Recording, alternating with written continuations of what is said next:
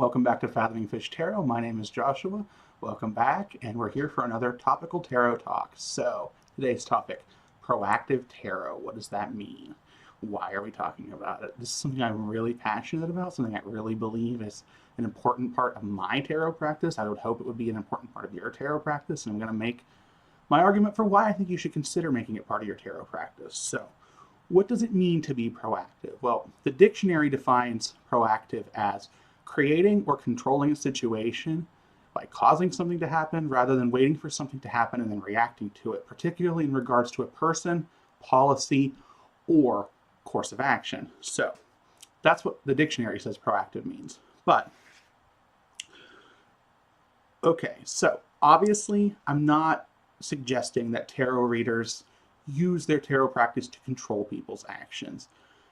But I think it would be really glib to not act as though, or to not acknowledge that we have a lot of influence on people and that we are just the messenger. So, we often will say, oh, I'm just the messenger, and that absolves us in our minds of any responsibility for the or impact that we've had on someone we read for. And I always find it curious that people will talk about how profound their tarot is, how moving it is, how resonant it is, but then they go back to the I'm just the messenger when it's time to take accountability or responsibility for the impact of our product. And our tarot services are a product, regardless of it may be a spiritual thing for you, but if you're putting it out there for other people, it's still a product. Even if you're not making money for it, if you're doing in free reading swaps, if you're doing it for friends or family or things like that, it's still a product for us, from us, that we're producing. So I think it's just one of those things that people kind of get used to saying. It's something you hear a lot is, I'm the messenger, we're supposed to be the messenger. Well, yes, you are the messenger, but you're not like a mindless SMS that's just regurgitating a text that something else or someone else typed.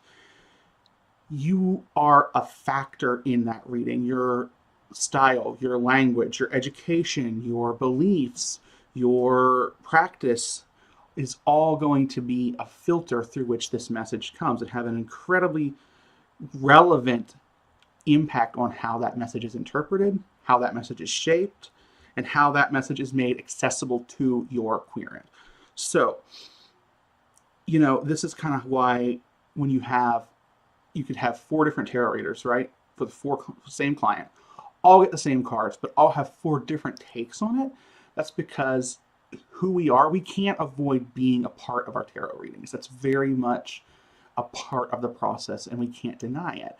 We are inexplicably part of that. And so because of that, it's really important to realize we have a big potential to impact the other person and influence them. And because we have such an opportunity to influence them, whether the querent, and that can be the querent as in another person or even as ourselves, I think it's really crucial, though, that we consider being proactive about how we approach tarot. Now, proactive is kind of a popular buzzword in both professional and in self-development spaces. So when I'm saying it, what do I mean by it? We've already said what the dictionary had to say about it, so we know what the technical definition of it is. But what is proactivity in tarot? So I believe, this is strictly my opinion, but this is how I would phrase it. A tarot practice that is proactive is a tarot practice that's designed to or intended to encourage or enable the querent to take responsibility for their own situation and give them the means and or information to do that.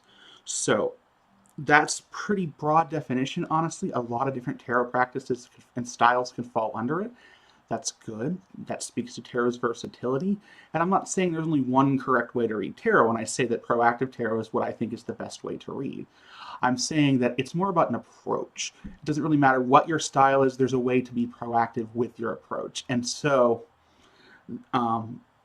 let's talk a little bit more about that. So we know kind of what proactive means in a general sense, but how that applies to different styles can really vary. So I think the better way to define it is to look at define it rather in the way that it's not. we can define it by what it isn't a lot easier, I think, than trying to come up with all the different ways that tarot can be proactive. So tarot practices that are not proactive are tarot practices that encourage or enable passivity. Passivity meaning taking very little responsibility, kind of being fatalistic, not really engaging our lives and our situation, and just sort of accepting what happens or is said by the reader. So tarot kind of has a bad rap when it comes to that already because of the media and the way people think about it. It's kind of seen as the universe's way of doling out fate in the way that you would get like a bad airplane seating assignment. It's just like shuffle, shuffle, shuffle, boom, middle seat. Hope you like leg cramps. Enjoy that 8-hour cross country flight. You know, it's like, ugh. That's kind of how people tend to interpret and see tarot based on how it's framed in the media. So, you know, how many of you, I know this has happened to me a lot, we've all had someone who's refused a reading and they've been like, oh, no thank you. I really don't want you to tell me anything bad that's going to happen to me. Well, first of all, it's not really about whether or not something bad is going to happen to them. It's more about, how can I put this? They think that tarot is just, again, that random assignment. It's something that is just a message with no context to it. And it's just, you know, boom, there it is. Moreover, on a subconscious level, most people have a problem believing that they have much control over the events in their life. They see events as things that happen to them, not things that they're involved in.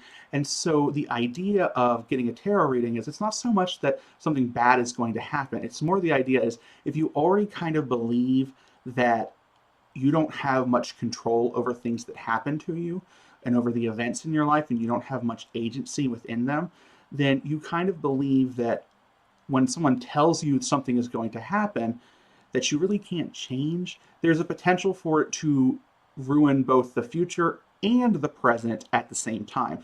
Because the idea is I'm already kind of stable right now, but if you tell me something bad is going to happen, that's going to not only freak me out, not only going to have that happen most likely, or I'll believe it'll happen, and I might even self-fulfill that it'll happen, but I'll also kind of have an awful day now. I'm scared, I'm worried, I'm anxious, I'm upset. So it's very much about something happening to them rather than them being involved in something. Those are very different ways to look at life. So here's the thing. The other thing, and this might be a bit of a controversial thing to say, is that unfortunately there are a lot of tarot readers out there who have kind of a reputation and they kind of revel in it, and that is the people who drop the truth bombs. Truth bombs are, let's be real honest, abrasive. It's often not about giving information. It's about shell-shocking people with information that they may not be ready to have, and not giving a shit whether or not they're ready for it in the way, when they get it and how they get it. So these people come in, dropping truth bombs like some sort of sassy occultist blitzkrieg pilot, just devastating the person. And this creates people, that along with the media expectation of it, kind of creates people who come to tarot totally ready and primed to take their hands off the wheel and hope to God the car's going someplace good on its own. So another thing you have to consider, and I say have to, usually I'll say you don't really have to do anything I tell you. This is one of those places where I would pick a fight over this, and that is you must consider the mental state of the querent. Now, if you're reading for yourself, hopefully you have a mindfulness practice and you have some self-awareness and you're coming into your tarot practice centered, ready to hear the message that intuition or spirit or whatever modality you choose to work with has for you, and you can quiet yourself for it. If you're upset, you're still coming in ready to kind of dial into the intuition, maybe over the anxiety. You're aware of your mental state. And if you're not, I really encourage you to practice that. But I think the real risk here is when it's for other people. So when you're reading for other people, you know, you have to assume that that person's mental state is you have to have a worst case scenario about it. You have to come in with the assumption that this person is deeply troubled about some part of their life. And that trouble makes it so that they're questioning their own judgment about how they choose to act in that part of their life. The truth is, if they're coming to a tarot reader for their problem, they probably are pretty conflicted about something. And therein you have, again, that strong potential to influence. So they're probably not going to be emotionally grounded, which means that you need to come in ready to ground them through the process. And that's going to require you to have a lot of sensitivity to the ways in which you could say something that could be upsetting or something that could encourage fear or passivity. Now, they may seem very calm, they may seem very chill and happy, they may even be excited because tarot can be fun, maybe they're looking forward to it, but you just always have to have it in your mind that they could be and are likely very concerned about something and self-doubting themselves when it comes to something about them that they are bringing to the table.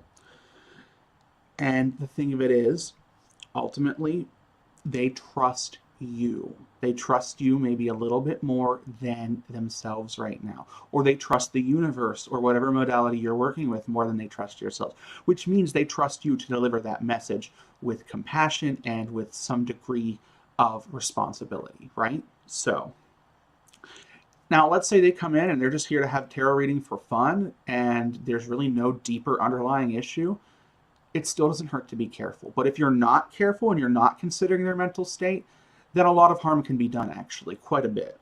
And as we said earlier, a tarot reader giving a reading is positioned into a position of influence over the querent. This is kind of like a dynamic where you now have the upper hand on them.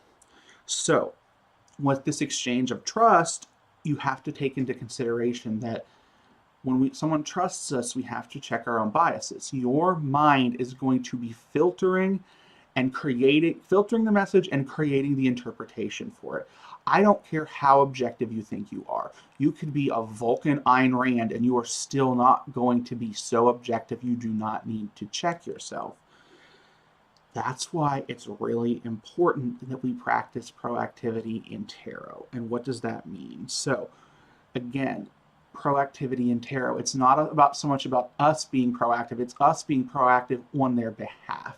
It's us assuming that we're going to need to frame the session, the question, the answer, the experience in a way that is giving them the tools they need to make smart, conscientious decisions based on what we've told them about it. So we need to really question the words we use. We need to be smart about the words we use. We need to be smart about where our opinion comes into play. We need to be smart about the questions we ask. We need to frame the situation in a way that has the client feeling empowered. And so depending on how you approach it, you can have them walk away from the table feeling like they have a better understanding of their circumstances and that they're ready to make decisions to tackle that circumstance. Or you could have them walk away from the table with the fatalistic affirmation that what happens is going to happen and they are just going to passively experience it. It's something that happens to them and the tarot reader said so. It's really about how you approach it. It's this way with a lot of different professions. It's not just tarot. When we work with children, when we work with the elderly, when we work with people who are grieving, when we work with people with developmental and intellectual disabilities, we can ask the same question 100 different ways and have 100 different impacts. So it's very careful to make sure we're asking things that give them agency because they're in a position of maybe not having a lot of agency. Someone who comes to a tarot reader about a situation who is deeply troubled is trusting you to honor their agency. So it's kind of like this. Here's a good metaphor for it. You go to the doctor. He runs some blood work on you. You get the blood work back. He comes in and says, well, looks at it. Oh shit, you have diabetes. See you in 6 months. Now, I think we would all agree that it would be highly unethical, with lack of bedside manner at the very least, but it's also not a lot of useful information, is it? Like, yeah, we know we have diabetes now, but or we know, for example, in the tarot, we know that troublesome ex is coming back, or that we're going to get that promotion. And if we were already preoccupied with that thought, it's been something that we've been kind of chewing on and going over and over and over again in our head, then yeah, that might feel like confirmation. That might feel like an answer. That might feel like even relief. And even be a bit of useful information to us in our mind. But is it really, though? We have to ask ourselves, did this really help us understand the circumstances better? So in the case of the metaphor about the blood test, is learning we have diabetes when we were afraid we might the same thing as being given information on how to handle diabetes, or being given useful information about our diabetes? What type of diabetes is it? How bad is it? What were my sugars? Were they high or low? What do I need to do about it? The doctor could just write you a prescription and then, expect you to self-educate. In the same way, a tarot reader might give you a little bit of advice and then say, okay, I wish you luck with that. And that's not terrible. It's better than just leaving them with the information and then moving them along to the next person, but it's still not exactly proactive. I think a good doctor will sit down with you and talk to you about your diagnosis. They'll talk to you about your circumstances. They'll talk to you about what your diagnosis is and how to manage it and what lifestyle changes you need to make, what to look out for. And I think a good tarot reader will also make good use of meaningful follow-up discussion. Now, you might say, but listen, that's not my tarot style. I'm sorry. That's the interactive, sort of therapeutic tarot style. It's more of a modern thing. I'm not a fixer. I don't want to be a fixer. I'm more of a predictive reader or a fortune teller. I'm a diviner. I'm a medium. I'm here to provide answers from spirit or from the universe or what have you. I don't really want to be this sort of lifestyle coach with tarot cards, so I don't think this applies to me. Well, actually it does. You can still be all those different modalities of tarot and still be proactive. So it's not so much about style, it's about the framing.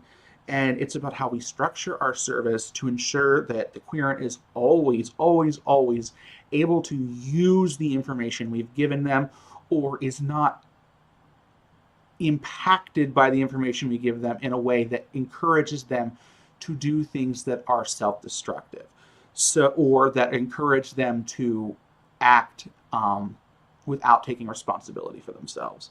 So it's kind of like this. Let's go back to that doctor example. So let's say the blood test didn't show diabetes, but the patient was really worried about being diabetes. Maybe they WebMD'd the symptom and they've been chewing on it for a bit. Like I said, they were preoccupied earlier. This is what I'm talking about. They had it in their head that they had a reason to be concerned about diabetes from some reason, from some source or another that put it in their head. And they're asking you to test for it. You don't find it. Doctor doesn't find it. But they still keep asking later on to check, to test one more time, just to confirm I don't have diabetes. They fixate. They're really concerned about this diabetes, and it keeps coming up in the readings or the tests you're having with them. They might even ask for information on how to avoid diabetes, which is not bad. There's nothing wrong with that information. But the problem is they're just so fixated on it, and it keeps coming up. But as you're doing these work with them, this testing with them, you're finding other things are coming up. Things they're ignoring, things they don't care about. They might have high cholesterol, high blood pressure, signs of a thyroid issue. Or in tarot terms, maybe as we're talking about the X, it's becoming more and more apparent through the cards and maybe to the intuition or just common sense of the reader that attachment might be an issue here. But the client's not really concerned about that, and they're not asking you to do anything about that. So why should you? If they're not worried about it, why should you? What's your responsibility for this ultimately? How is it your responsibility? Well, truthfully, it's not. None of it is. Not the blood sugar, not the cholesterol, not the high blood pressure, not the old ex, not the job promotion. Nothing about the client's life, decisions, and circumstances are your responsibility. But it's their responsibility. Their life, their responsibility. That said, they came to you, didn't they? They specifically came to you because they, even though they may not necessarily have the words to ask for it, don't know what to do about the circumstance. They want you to tell them something that lets them do something on some level. They want to know either you by telling them the future, telling them the truth, telling them the information they need, telling them what they need to do. They want you to give them some direction on how to handle this thing that's been troubling them. They may not realize it, but that's why they would seek out someone else. You don't ask for help if you don't need help generally, you know? So, and you've agreed to do this. That's your calling. That's your profession. Whether you're getting paid or not, you have taken the responsibility by agreeing to do the reading. So, this is really why we need to be proactive. They trust us to give them what they need, and ultimately, what they're going to need is a little bit of guidance to start handling things on their own. Unlike the doctor scenario, we're not responsible for their health and things like that. Actually, even the doctor isn't. You can go out and the doctor can tell you to stop smoking. You can go right back out to smoking a pack a day while you're on oxygen. That's how life goes. The doctor is supposed to give give information about it, to allow you to be informed about your medical risks and circumstances, and to give you the tools you need if you need them. So if you need a prescription to stop smoking, maybe you need a patch or a medication, the doctor sets you up with that. Similarly, a tarot reader can give you some direction. A tarot reader can give you some guidance if you ask for it, but if they don't know to ask for it, in the same way, if you don't know that there's a medication that can help you quit smoking and you're expecting them to do it on their own, you're setting them up to fail. Similarly, we can set people up to fail by just giving them the information, by dropping that truth bomb and being like, well, I told them the truth. I don't know what they fucking want from me. I'm the one, I'm not here to sugarcoat. Well, you're not sugarcoating, but you may need to give them a way to access that information a bit better, because again, these are people who are troubled. And remember, when they're coming to you, you can give them the information, and you should give them the information that the cards deliver. How the cards fall, you should lay it out like that. Don't bend over backwards to accommodate feelings or ego. More importantly, I would say don't bend over backwards to accommodate ego or expectations. But when they ask, will the ex come back? Will I get what I want? You can answer them as honestly as you need to, but remember, they are not reading for themselves here. So just because you get it doesn't, and just because they agree with it, doesn't necessarily mean that they really got it, and that you've made it something that they can take home with them and make use of. They paid you for something, make sure that they're able to use it. You know what I mean? Like, this is why when we buy something, it usually that we have to set up or work with, it usually comes with instructions. Make sure you're not sending them home a product with no instructions, you know? And here's the thing. Ultimately, when they come to you with the question, you have a choice. You have a say in this situation because you have the ability to influence. So use that influence well, and use that influence responsibly by giving the responsibility back to them along with the tools they need to use that information responsibly. You can reframe a question when a client asks it. You can reframe it to be more proactive and powerful and things like that. You can use strong words that help them get a grip on things. You can choose to use the question exactly as they gave it to you. Some people hate reframing questions. That doesn't mean you can't be proactive.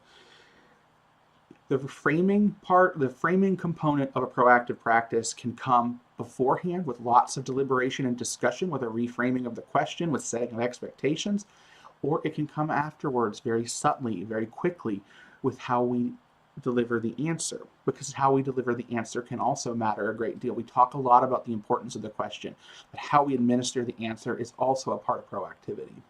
So the point is, regardless of how you do it, encourage proactivity through your practice. Encouraging proactivity is a form of empowerment. All spiritual practices should be empowering to some degree, to ourselves or to other people. And that means our language has to be very, very carefully curated, and we have to be mindful of it. We have to be mindful of our attitudes and biases. If you're reading to be a guide or for development, then you need to learn strong words, words that give people permission to handle things for themselves, words that suggest capability. You know, ask what and how questions, not will or when questions. That's what I always tell people. That's a good way to be more proactive, just in a sentence. But if you're more of a predictive reader, or you don't really want to reframe questions because you want to give them the question exactly as they answered it, there's still a way to give answers in a way that's compassionate and honest, that doesn't compromise the message, but is proactive. For starters, don't drop truth bombs. Truth bombs are about empowering ourselves, not them. It's a way of showing off that you can get to the heart of the matter and you don't have to have tact or sensitivity. Unfortunately, tarot is a field that is very sensitive, is around a lot of sensitivity and sensitive issues. So, you may value your ability to get to the point and to be really, really, really non-fluffy and non-nurturing. I wouldn't pay you to tell me anything, though. I wouldn't see the purpose in seeing it. It's just like a doctor with no bedside manner. Dr. House is a cool show, but I'd fire his ass. Same, doesn't matter how good he is. I want someone who feels like they support me, and that's kind of what they're coming to you for. So, the other thing about that, too, is remember, people are vulnerable, and so vulnerable people sometimes act out of emotional distress rather than irrational. So you can give them the information and still have them do the exact opposite thing because you triggered something with the way you delivered it. That's another thing why I don't like the truth bomb approach. But here's the thing. You just have to remember that what you say will have an impact, and that you don't have to come up with this detailed read care plan for them to follow. You don't have to water down your message. It can be as simple as just saying, when you deliver bad news, okay, that was rough. I'm sorry, that was difficult to hear. But the good news is now you have the opportunity to do something better. You have the opportunity to do something new. Or if you're giving news that they want that maybe is not necessarily great, but, like that, again, retesting for the diabetes sort of thing.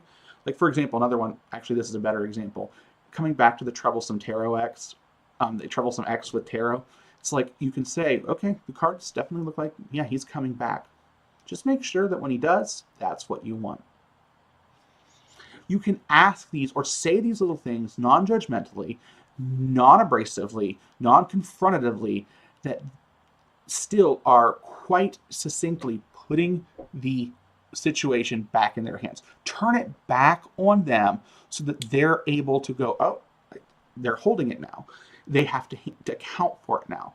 So it's about giving them the responsibility and then giving them the little, it's like hand them the baby, tell them, okay, he just got changed. I usually feed him at every 2 hours. It's just a matter of giving them enough information to do it in a way that they feel that they can follow and make good decisions about. So, yeah, here's the thing, guys, the last thought about being proactive. Yes, the tarot cards are in your hands. You are the one giving the message. But the cards that life has dealt them are always going to be in their hands.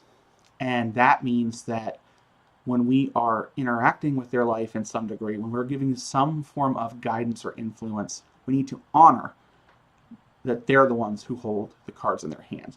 And that means that to honor it, we need to make sure that we are not diminishing that fact with our practice. They need to be aware of it, and they need to feel good about it, and they need to leave feeling good about it. Not feeling good about getting what they want, not telling them what they want, feeling like their life is something they can handle. Dissolve the trouble that caused them to come to you in the first place.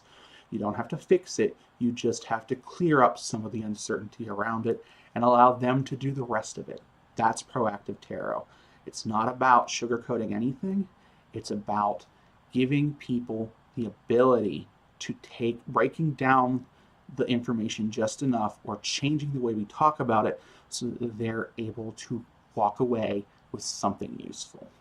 All right, that's all. As with all my topical tarot talks, this is strictly my opinion, so feel free to disregard it. If you have thoughts about it, civilly put them in the comment section. I'd love to hear what you think. And that's all for this one. If you have recommendations for more topical tarot talks, please make your suggestions in the comments. I'd love to hear what sort of topics you guys want to go over. And that's all for now. You can follow me on Facebook and Instagram at Fathoming Fish. Please like, share, and subscribe to me and this video. I would really appreciate it to help my channel grow. That's all. You guys have a fantastic day. Thanks so much. Bye. See you next time.